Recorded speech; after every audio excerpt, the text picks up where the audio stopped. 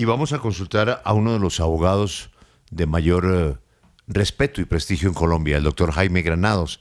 Ha atendido casos muy sonados, pues tal vez su caso más famoso es la defensa del expresidente Álvaro Uribe.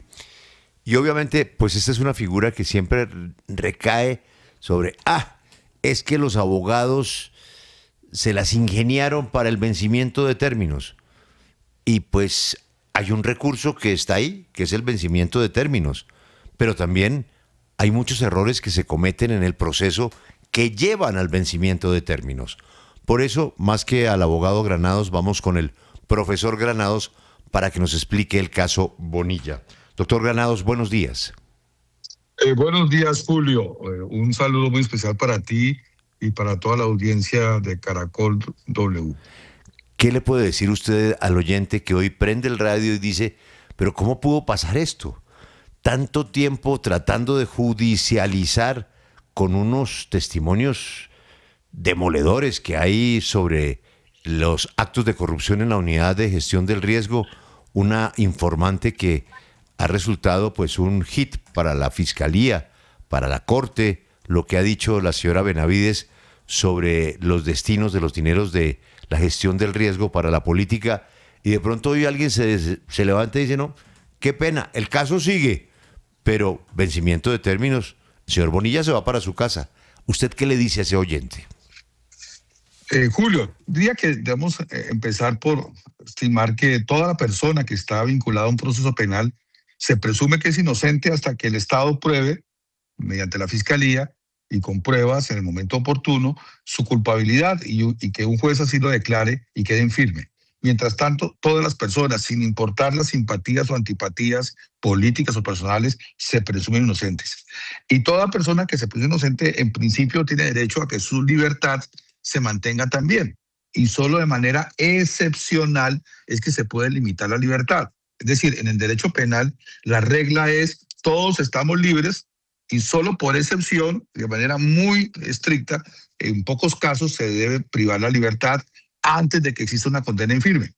En el caso que me mencionas, el del ministro Bonilla, pues entendió la misión de justicia de que era de esas excepciones que podía estar privado de su libertad mientras avanzaba el proceso.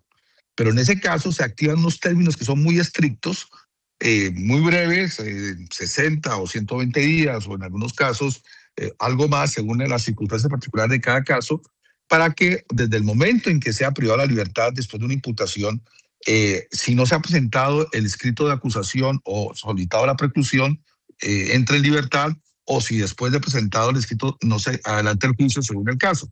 Entonces, lo que vemos es que si la regla es que todo el mundo está libre y por excepción está privado de libertad, esa privación de libertad no puede ser indefinida, está sujeta a unos términos muy breves. ¿Qué pasó en concreto? ¿Por qué en este caso específico llegó el término y no lograron o presentar el escrito de acusación o irse a una preclusión, o si se presentó la acusación, llegar a un juicio? Eso ya lo determinan los casos particulares. Pero eso no significa que el proceso haya concluido. Simple y sencillamente que el proceso continúa y en su momento, manteniendo su presunción de inocencia, pues habrá lugar o a la acusación, al juicio y a que se tome una decisión que ponga término a ese proceso en un sentido o en otro. Lo que pasa es que estamos muy acostumbrados en Colombia a que los procesos tengan que avanzar con las personas privadas de la libertad, y la regla y lo que debe ocurrir en una sociedad civilizada es lo contrario. Solo por excepción se priva la libertad y por un tiempo muy breve, y si no se logra mantener, tiene que volver a recuperar su libertad sin que eso cambie el fondo del juicio. Sí, pero doctor Granados, justamente usted menciona un tema que podría ser técnico, pero que es muy importante en el cálculo de ese tiempo, en la contabilización del tiempo para el cual se cumple el vencimiento de términos.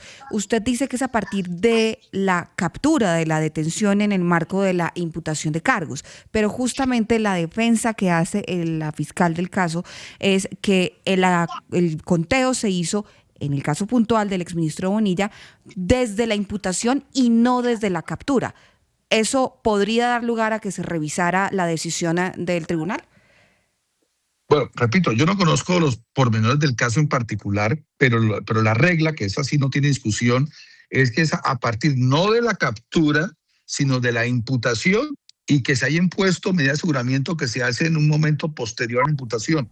Es decir, en Colombia primero Si hay lugar a una captura, se legaliza la captura. Luego se hace la imputación y después de realizar la imputación y darse su legalidad, hay lugar a la solicitud de una medida de aseguramiento. Todo eso ocurre en una audiencia que se considera como concentradas, que pueden ocurrir una tras otra.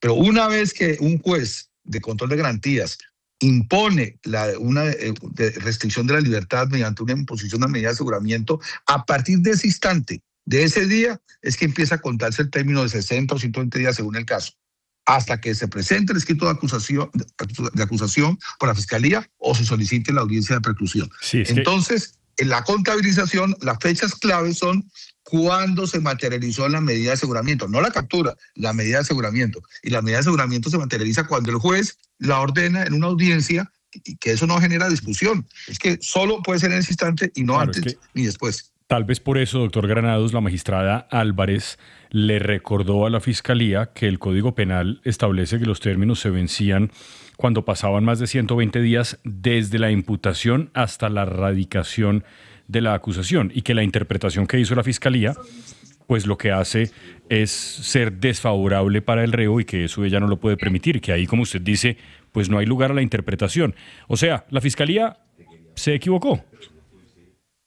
Pues según lo que ustedes indican, si así fue la contabilización, claramente es un error. El artículo 317 del Código de Procedimiento Penal, que ha sido varias veces modificado, establece eso en su numeral cuarto, en la medida en que estamos hablando de que el término será de 60 o de 120 días según el caso, hasta el momento en que se impone la medida de aseguramiento, no antes.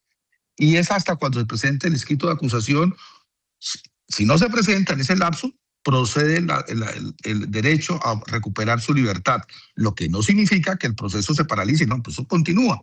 Y en esto no se puede ser menos garantista. Y un juez que cumpla la función de juez de control de garantías, en este caso un magistrado del Tribunal Superior de Bogotá, por el fuero que tiene el exministro, pues tiene que honrar esa garantía que establece la Constitución, el artículo 250 y el Código de Procedimiento Penal de una manera enfática. Repito, eso no depende de las simpatías o antipatías, porque todas las personas somos iguales, todas las personas tienen los mismos derechos, y esa es la función de un juez, hacerlos valer.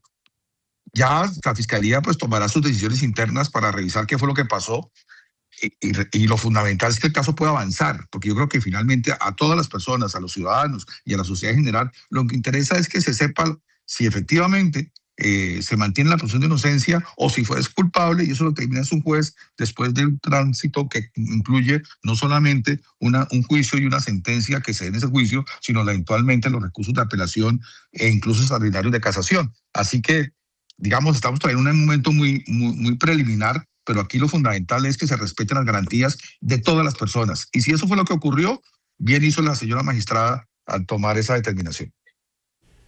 ¿Y si no? Pues si no, pues se cometió un error y será corregido, porque hay oportunidades siempre para corregir los errores en los procesos. Aquí lo más importante, repito, es que se respete lo que la Constitución y la ley establecen, sin distinción de las personas. Yo creo que eso es en beneficio de todos. No se puede establecer aquí simpatías porque tiene tal o cual perfil político, sea quien sea. En esto no se puede hacer ningún tipo de distinción. Es el cumplimiento estricto de lo que la ley ha establecido, y que es desarrollo de una lucha muy larga en Colombia, porque los que son un poco ya mayores recordarán que aquí había un principio en Colombia, y era que toda persona prácticamente es primero detenida y privada de la libertad y luego se le investigaba. Ese era el sistema inquisitivo que rigió durante muchas décadas en Colombia. A partir de una sentencia de la Corte Constitucional, la 774 del año 2001, y luego la reforma en la Constitución en el año 2002, y el Código de Procedimiento Penal a partir del 1 de enero del 2005, cambió esa regla. Y hoy, en estos últimos 20 años, se respeta a rajatabla ese principio de protección de la libertad, lo que obliga pues, a ser más estricto la actuación de la Fiscalía, y que los jueces estén velando para que efectivamente se proteja la libertad de todos los ciudadanos. Aquí nadie es menos que otro, todos somos iguales.